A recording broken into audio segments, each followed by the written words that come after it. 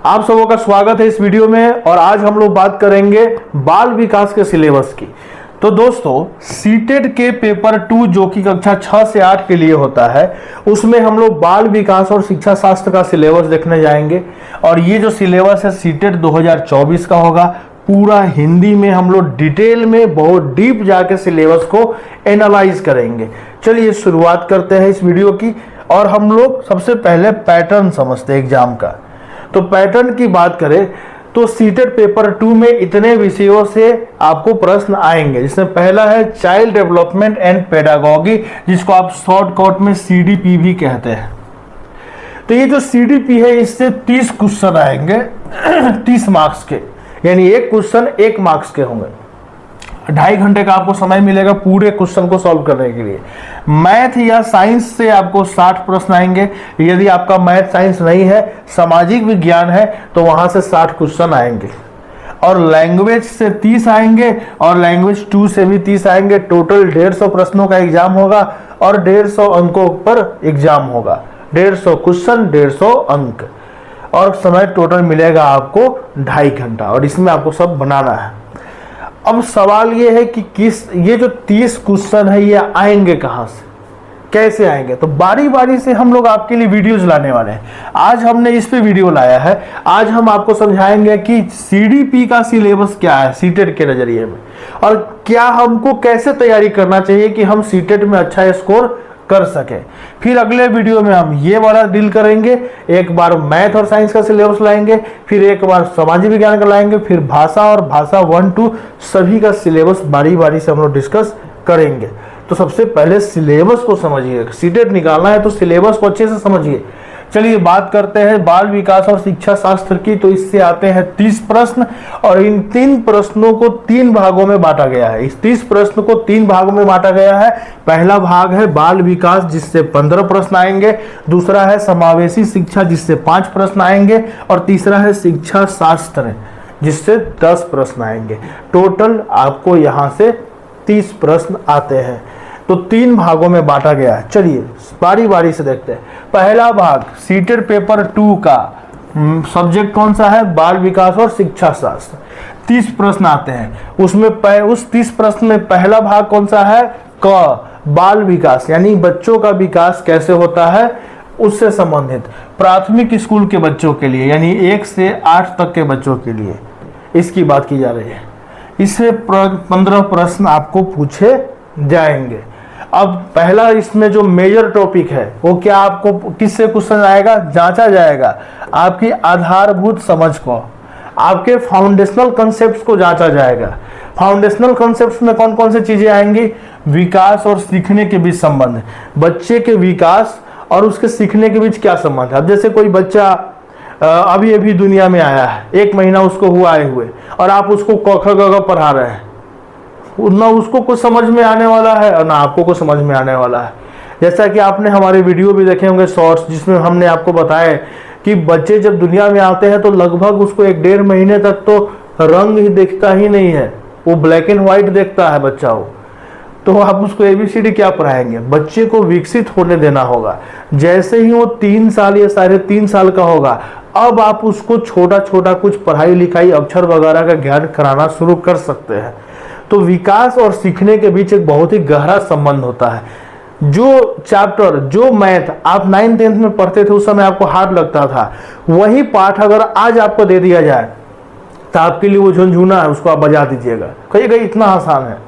और जब आप पढ़ते थे तो वही आपके लिए मुश्किल था, क्योंकि आप विकास के एक अलग स्तर पे आ चुके हैं और वो जो ज्ञान है आपके स्तर से काफी नीचे का है, तो आप उसको बड़ी आसानी से डील कर लेते हैं। तो विकास में और सीखने में बहुत ही समानता है, गहन संबंध है। बाल विकास के सिद्धांत, बाल विकास के अलग अलग सिद्धांत है, उनको आपको पढ़ना है। जैसे बच्चों का विकास होता है तो कौन कौन सिद्धांत है? जैसे बहुत सारे सिद्धांत, कोई कहता है कि केंद्रीय सिद्धांत है, कोई कहता है अंदर से बाहर की ओर विकास होता है, कोई कहता है सिर से पैर की ओर होता है। बहुत सारे अलग अलग नियम है। अनुवांशिकता और वातावरण का प्रभाव बच्चों के सीखने पे, विकास पे, उनके अनुवांशिकता यानी उनके पूर्वजों के DNA का और उनके आसपास के वातावरण का क्या प्रभाव पड़ता है, ये आपको पढ़ना है। समाजीकरण, ये एक बहुत इंपॉर्टेंट टॉपिक है। जब आप विकसित हो रहे होते हैं तो आप समाज में विकसित होते हैं, तो समाज के रीति रिवाजों के अनुसार, समाज के नियम कायदे के अनुसार आप व्यवहार करना शुरू करते हैं, चीज़ों को सीखना शुरू करते हैं। इसी को समाजीकरण कहा जाता है। तो समाजीकरण में आपको पढ़ना क्या है, विकास में सामाजिक दुनिया, यानी बच्चे के विकास में सामाजिक दुनिया का क्या महत्व है, क्या योगदान है, जिसमें शिक्षक, माता पिता और सहकर्मी यानी कि उसके जो दोस्त होते हैं वो साथ में आते हैं। अगला है हमारा, अभी क वाला ही चल रहा है, यानी पहला सेक्शन ही चल रहा है बाल विकास। अगला है विकासात्मक सिद्धांत, यानी कि बच्चों के विकास के कुछ सिद्धांत दिए गए हैं, उनको आपको पढ़ना है, जिसमें आपको पियाजे का संज्ञानात्मक सिद्धांत, कोहलबर्ग का नैतिक विकास का सिद्धांत, वाइगट्स्की का सामाजिक सांस्कृतिक सिद्धांत इंपॉर्टेंट है, याद रखना है। पियाजे साहब संज्ञानात्मक विकास से जुड़े हैं, ये पूछता है क्वेश्चन। कोहलबर्ग ने नैतिक विकास का सिद्धांत दिया था, वाइगट्स्की ने सामाजिक सांस्कृतिक सिद्धांत दिया था।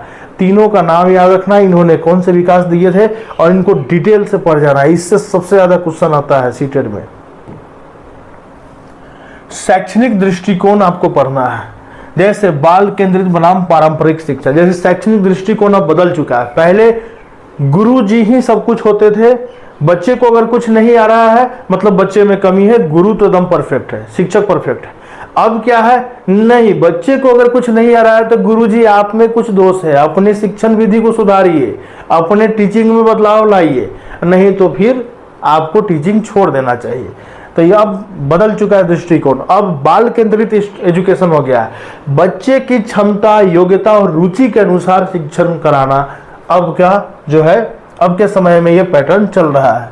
बुद्धिमत्ता पर महत्वपूर्ण दृष्टिकोण, बच्चे की बुद्धिमत्ता मायने रखती है कि आपकी बुद्धिमत्ता मायने रखते हैं, इस पर एक महत्वपूर्ण दृष्टिकोण। बहुआयामी बुद्धि, और बुद्धि का विकास ऐसा हो जो कि बहुआयामी हो। भाषा और विचार, इस पे भी, इसके बारे में पढ़ना है कि बच्चों के भाषा का विकास कैसे होता है। भाषा और विचार विकास के बीच संबंध है। भाषा, बच्चों के भाषा, विचार और विकास के बीच क्या संबंध है। जैसे छोटा बच्चा 2 साल का है तो वो अपने उतने विचार अभिव्यक्त नहीं कर पाता है, लेकिन जैसे वो 3-4 साल का होता है अपने बहुत सारे विचारों को व्यक्त करता है। अरे ये क्या है, अच्छा ये ऐसा क्यों है, ये ऐसा क्यों हो जा रहा है, मैं ऐसा कर सकता हूँ क्या, अब अपने विचारों को वो अभिव्यक्त करना शुरू कर देता है। तो विकास में और विचार में यही संबंध है। चलिए आगे आते हैं। बाल विकास में अब हम अगला जो मुद्दा है वो है सामाजिक मुद्दे। हमारे समाज में कुछ मुद्दे हैं जो बाल विकास को काफी प्रभावित करते हैं, जैसे सामाजिक रचना के रूप में लिंग, लिंग यानी लड़का लड़की में अंतर करना, यही है लिंग, जेंडर जिसको बोलते हैं, मेल फीमेल। शिक्षा में लिंग की भूमिका और कौन कौन से पूर्वाग्रह है। पूर्वाग्रह का मतलब पहले से दिमाग में एक बात घुस गया है, जैसे टीचर को दिमाग में बैठ गया है कि लड़की सब जो है खाली मेहंदी रचाने में रहती है, पढ़ती लिखती नहीं है, खाली गीत गाती है, ये पूर्वाग्रह है। और लड़का सब जो होता है बहादुर होता है, वीर होता है, वो सैनिक में जाएगा, लड़की सब सैनिक में नहीं जा सकती है, ये पूर्वाग्रह है। ठीक है, ये रूढ़िवादिता है। इन चीजों को एक शिक्षक को दूर करना है। लड़का हो या लड़की सबको एक समान मानते हुए शिक्षण कराना है, और कोई भी कैरियर में किसी भी क्षेत्र में जा सकता है, ये हमें मानना है। तो इन सब मुद्दों को हमको ठीक से समझना है, और इनसे रिलेटेड बहुत क्वेश्चन आते हैं सीटेट में। व्यक्तिगत भिन्नताएं, हमारे क्लास में जो बच्चे बैठे हुए हैं वो कोई जरूरी नहीं सब एक बराबर के हो, एक जैसे हो, उनमें व्यक्तिगत भिन्नताएं होती हैं। उनके बीच उनमें क्या क्या खूबी और कमियां हैं, उन बच्चों के बीच कौन कौन से अंतर है, उनको पहचानना और समझना। ये नहीं कि अगला बेंच पर 2 तेज लड़का वो सब समझ रहा है, कह रहा है जी सर सब समझ गए, तो ये मत समझिए कि पूरा क्लास समझ गया। 90% क्लास आपकी बात को नहीं समझता है, मात्र 10% बच्चे जो होते हैं क्लास में वही आपको अच्छे से समझ रहे होते हैं, 90% को कुछ समझ में नहीं आता है। और खासकर जो पीछे बैठते हैं, बीच में बैठते हैं, अब आपको समझना है कि हमारे क्लास में कितने बैकग्राउंड के बच्चे आ रहे हैं। हो सकता है अलग अलग भाषा बोलने वाले बच्चे आए, अलग अलग जाति, अलग अलग लिंग, समुदाय और धर्म के बच्चे आपके क्लास में बैठे हो, उनकी अपनी एक अलग समझ हो, अपनी एक अलग कंसेप्ट हो। अब उन सब को ध्यान में रखते हुए उनको एक प्लेटफॉर्म पे लाना आपका काम है। ये इस मानसिकता से आपको क्वेश्चन को सॉल्व करना है। चलिए आगे आते हैं। अगला है मूल्यांकन, असेसमेंट, बहुत इंपॉर्टेंट, यहां से भी काफी क्वेश्चन आता है। सीखने के लिए मूल्यांकन और सीखने के मूल्यांकन के बीच अंतर। एक है सीखने के लिए मूल्यांकन, एक होता है सीखने का मूल्यांकन। इस सब मूल्यांकन और आकलन दो चीजें हैं, ठीक है। इवैल्यूएशन एंड असेसमेंट, ये सब के बारे में डिटेल से आपको जानना चाहिए, ठीक है। एक होता है सतत एवं व्यापक मूल्यांकन, एक होता है आकलन। तो ये सबको अच्छे से, ये जो टर्म्स है इनको अच्छे से आपको पढ़ना है, सबको अच्छे से समझते हुए आगे बढ़ना है। अगला है स्कूल आधारित मूल्यांकन।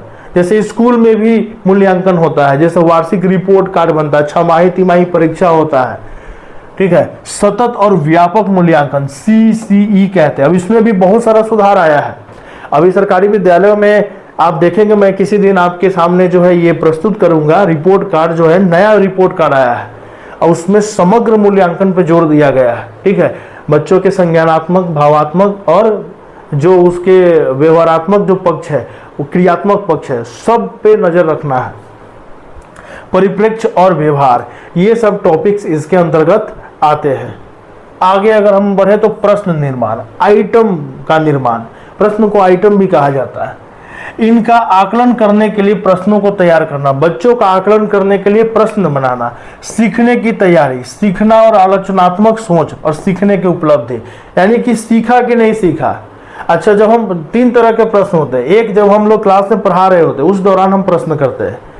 एक जो हम लोग पढ़ा लेते हैं होमवर्क उसको देखते हैं, उसमें भी बहुत सारे प्रश्न होते हैं। और एक जो एग्जाम वगैरह रहते हैं उसमें भी प्रश्न होते हैं। तो प्रश्नों का निर्माण कैसे कराया जाए, सब्जेक्टिव प्रश्न क्या होते हैं, ऑब्जेक्टिव प्रश्न क्या होते हैं, इनका उपयोग क्या है, इन सब का हम लोग को ध्यान रखना है।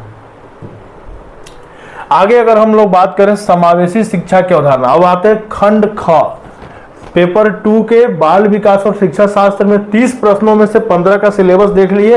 अब 5 प्रश्नों का सिलेबस देखेंगे ख, जिस टॉपिक का नाम है समावेशी शिक्षा की अवधारणा और विशेष आवश्यकता वाले बच्चों को समझना।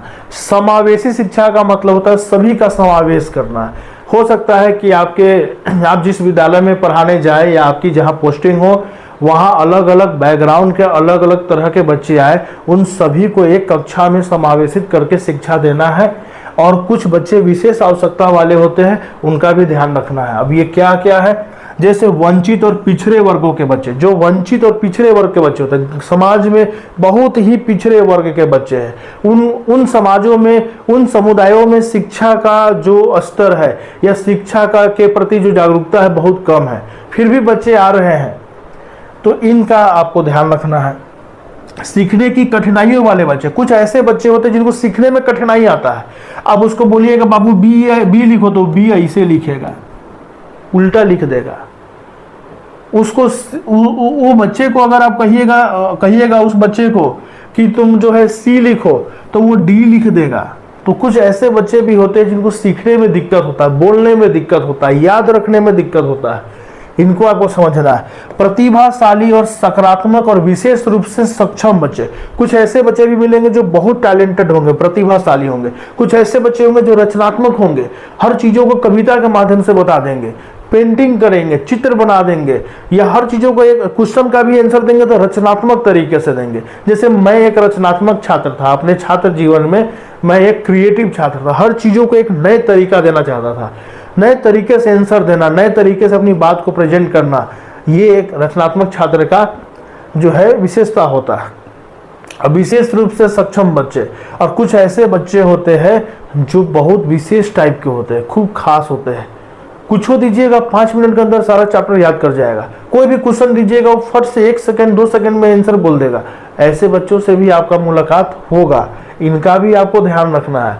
कमजोर बच्चा का भी ध्यान रखना है, बड़े जो सबसे तेज है उसका भी ध्यान रखना है। यही चीज है सिलेबस में। आगे अब हम लोग आते हैं अगला खंड। अगला जो खंड है इससे 10 प्रश्न आते हैं। यह है खंड ग, सीखना और शिक्षा शास्त्र, लर्निंग एंड पेडागोजी। 10 क्वेश्चन आते हैं। यह खंड सीखने की प्रक्रिया और प्रभावी शिक्षण विधियों पर केंद्रित है। सीखने की प्रक्रिया क्या है और प्रभावी शिक्षण विधि क्या है, इस पर केंद्रित है। बच्चे कैसे सोचते और सीखते हैं, इस सवाल का आपको जवाब जानना है और इससे क्वेश्चन आएंगे कि बच्चे सोचते कैसे, सीखते कैसे हैं। यानी आप जैसे कोई मैथ पढ़ा रहे हैं तो मैथ का सॉल्यूशन करते समय बोर्ड पर आपको ये ध्यान रखना है पढ़ाते समय कि बच्चे क्या सोच रहे हो, वो कहाँ गलती कर रहे होंगे, उस सोच को पकड़ना है। स्कूली प्रदर्शन में सफलता प्राप्त करने में बच्चे असफल होने के कारण, जो बच्चे फेल हो जा रहे हैं, क्यों फेल हो रहे हैं, उसके कारणों को समझना। शिक्षण और सीखने की बुनियादी प्रक्रियाओं को समझना, जैसे बच्चों की सीखने की रणनीतियाँ, सीखना एक सामाजिक गतिविधि के रूप में, सीखने का सामाजिक संदर्भ, ये सब जो टॉपिक है ये इसका हिस्सा है कि बच्चे के जो विकास है उससे संबंधित जो शिक्षा शास्त्र है उसको आपको उससे क्वेश्चन आएगा। और शिक्षा शास्त्र तो हर जगह है, पेडागोजी से काफी क्वेश्चन आते हैं। बच्चे समस्या समाधानकर्ता और वैज्ञानिक अन्वेषक के रूप में, यानी जो भी समस्याएं उनके बीच आ रही है उसके समाधानकर्ता भी उन्हीं को बनाना है। आपको नहीं करना है कि हाँ आया बच्चा लेके लाओ इधर सारा सॉफ्टवेयर का हम सोल्यूशन कर देते हैं, एक एक क्वेश्चन बोर्ड पे बना देते हैं। तो जब आप ही कर दीजिएगा तो काहे स्कूल आएगा। तो उस समाधान करता उसको बनाना है, उसके अंदर वैज्ञानिक अन्वेषण का गुण डालना है, हर चीजों को वैज्ञानिक तरीके से देखना। वैज्ञानिक अप्रोच क्या होता है कि समस्या को समझना, समस्या को समझने के बाद उस समस्या को सॉल्व करने के लिए अलग अलग स्टेप कौन से हो सकते हैं, कौन सा सही रास्ता होगा, उन एक स्टेप के बाद दूसरे स्टेप को पूरा करते जाना। इस तरह से उनके अंदर गुण विकसित करना है। बच्चों में सीखने की वैकल्पिक अवधारणाएं कौन कौन सी है और भी कौन कौन से कंसेप्ट वो सीख सकते हैं। सीखने की प्रक्रिया में महत्वपूर्ण चरणों के रूप में बच्चों की गलतियों को समझना, ज्ञान और भावनाएं कैसे सीखने को क्या करती है, प्रभावित करती है। सीखने के लिए प्रेरणा, मोटिवेशन कहां से आए, सीखने में योगदान करने वाले कारक जैसे व्यक्तिगत और पर्यावरणीय कारक। जैसे कोई सीखना चाहता है तो व्यक्तिगत कारणों से भी सीख सकता है और पर्यावरण के कारण भी सीख सकता है। तो उनको योगदान यानी कि सहायता करने वाले कारक, तो खुद से भी हेल्प ले सकता है, खुद से भी समझ सकता है और बाहर से भी उसको हेल्प मिल सकता है। ये सब टॉपिक जो है आपके इसके हिस्सा है। और अगले वीडियो में हम लोग बात करेंगे गणित के सिलेबस के बारे में, गणित और विज्ञान के सिलेबस को, और फिर उसके अगले वीडियो में हम लोग बात करेंगे सामाजिक विज्ञान का सिलेबस। और इस तरह से हम लोग एक एक सब्जेक्ट का सिलेबस आपके सामने खूब अच्छे से डिस्कस करेंगे। उम्मीद है आपको काफ़ी आनंद आया होगा, समझ में आया होगा। तो एक काम कीजिए, आप वीडियो को लाइक कीजिए, शेयर कीजिए, खुद सब्सक्राइब कीजिए और अपने जानने पहचानने वालों से भी सब्सक्राइब कराइए, क्योंकि मेरा चैनल जो है अब डेड हो रहा है। किसी ज़माने में मेरा जो चैनल था वो काफ़ी तेज़ी से ग्रो कर रहा था, फिर बीच में मैं टीचिंग्स में लग गया, सरकारी नौकरी में, कोचिंग पढ़ाने में, बहुत सारे चीज़ों, बहुत सारे अनुभव मैंने लिए, लेकिन उसके चक्कर में मेरा यूट्यूब चैनल क्या हो गया, मैं इधर ध्यान नहीं दे पाया और ये डेड हो रहा है। तो अगर आप लाइक, सब्सक्राइब, शेयर करेंगे, कमेंट बॉक्स में कमेंट करेंगे तो मेरा चैनल बच जाएगा और मैं इससे भी बेहतर वीडियो आपके लिए ला पाऊँगा। धन्यवाद।